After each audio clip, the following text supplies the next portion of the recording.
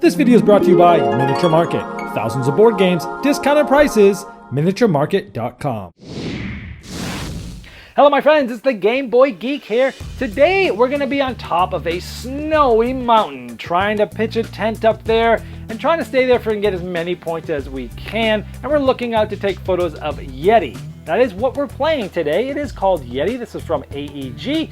It's for 2 to 5 players. Takes about 30 minutes to play. This is sort of a family level entry to Euro game type of thing. So let's take a look. I'll show you how it's played and I'll see you on the other side.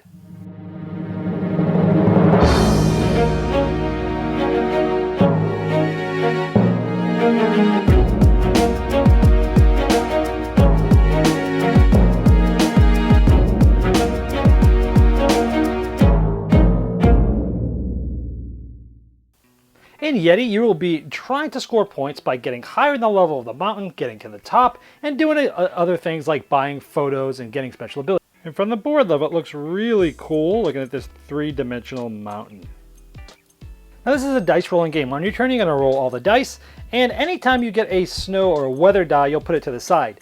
Now, if you put a weather die to the side, you have the option of taking all of any one type of thing. So if I want to take all the tents, I can take those. If I want to take all the feet, I can do those. If I can take all of the gold, if I can do those. And all the Sherpas, I can do those. Or I can decide not to. Maybe I don't like this, so I re-roll.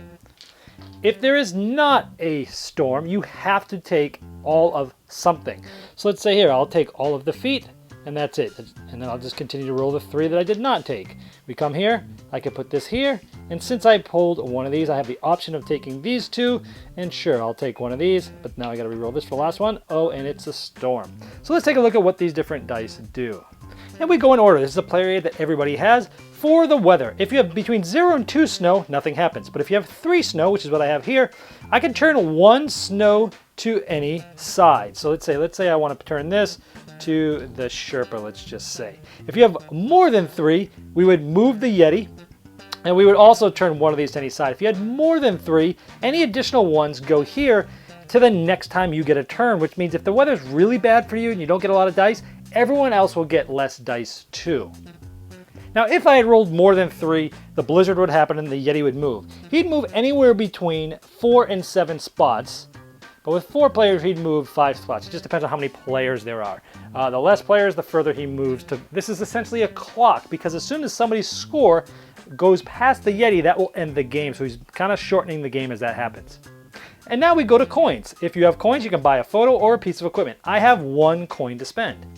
Now, if you buy a photo, you can just spend 1 coin and turn it directly into points. If I had 6 or 7 coins, I could turn them into huge points because you're buying photos of Yeti.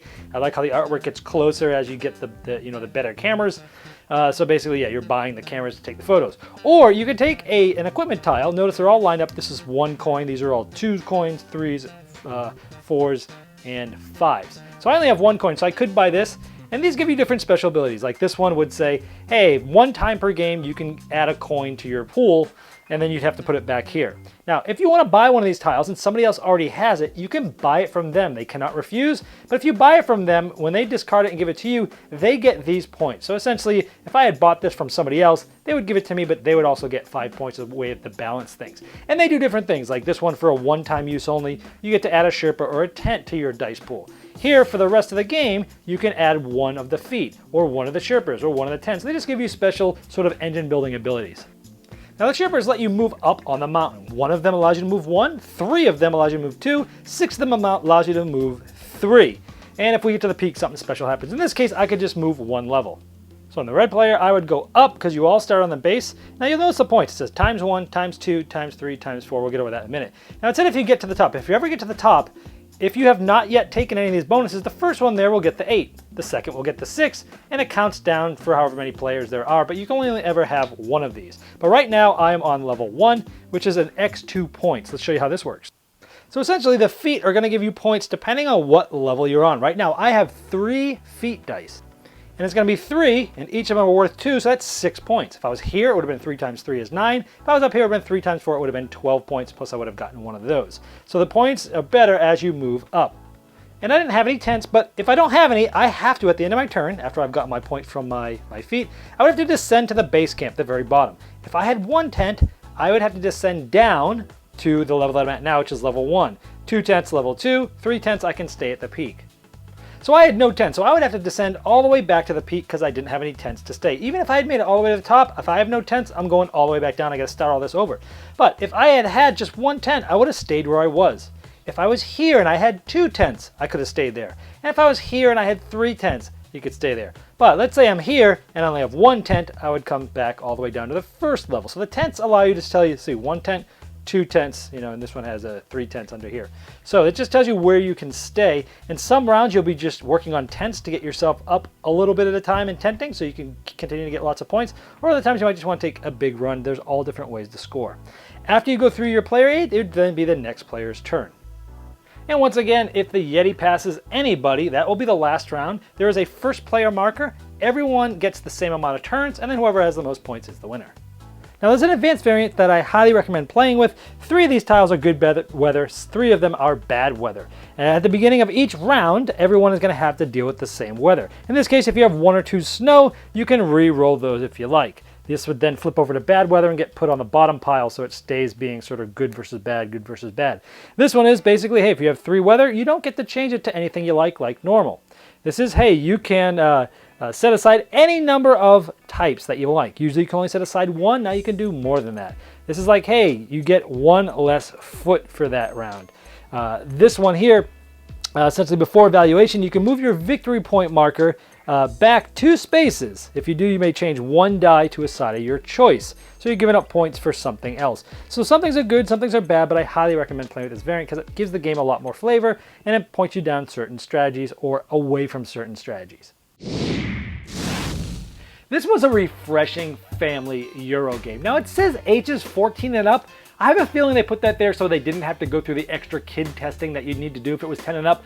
Easily ages 10 and up could play this. I would even bet that 8 years old can play this. I mean, it's really simple. It's fun to get into. The theme is fun. Looking at that 3D mountain is fun. And again, there's a lot of luck based because there's rolling dice, but there's still a good amount of strategy. It's pretty balanced there with enough luck and enough strategy. So even as an adult, if you know what you're doing, you might not win if you're playing against younger kids. But I like the decisions. You're rolling the dice, you have to keep the weather, and then after that, you can decide to keep something or not. If you're not rolling weather, you have to keep all of something, and you're trying to go down this strategy. It's like, do I get a bunch of gold and buy points, or get a bunch of gold, or buy an equipment from the bank or from somebody else, which is kind of cool. Or do I get the Sherpas to move me all the way up, and then combo that with some feet and get a bunch of points? But it's only gonna be a one-time shot. Or do I just score a little bit, move up, and keep my tent there, and just move up a little bit at a time, but just keep being very consistent? Lots of different strategies in this game. So as light as it is, you have a lot of choices to make, and I really like that. It really engages the people playing. I think it's an excellent entry-level Euro game, a great family game, if you've never played board games before, this is a great one to play with people like yourself or with other people if you know that don't play board games. So overall, I think it's great. The negative of this game is when it's not your turn, there's really nothing for you to do. The only thing that could possibly happen is someone might buy one of those tiles from you, but that doesn't really do anything. You don't have to really do anything. So 2 and 3 players, I really liked it.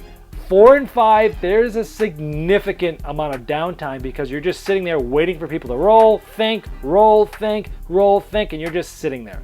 So if you don't mind that, and as people are rolling, if you're playing this very casually and just talking and chatting and up around family, then that might be fine with 4 or 5 players. But if you're looking to be engaged the whole time, it's not going to happen with 4 or 5 players. It does pretty well with 2 and 3. So that's what I think about Yeti. Thumbs up for an entry-level, family-level Euro game. This video was sponsored by Miniature Market's Review Corner. The Review Corner features podcasts, video, and written game reviews by gamers for gamers. Miniature Market, the online gaming superstore. Thousands of board games, discounted prices. Check them out at miniaturemarket.com. I'd like to thank each and every one of you for backing me on Kickstarter, making this season become a reality. I'd like to especially thank those here that have backed me at the credit level. Now, these video reviews are also available by audio on our podcast. It's the intros and the final thoughts on GameBoyGeek.com. Click podcast.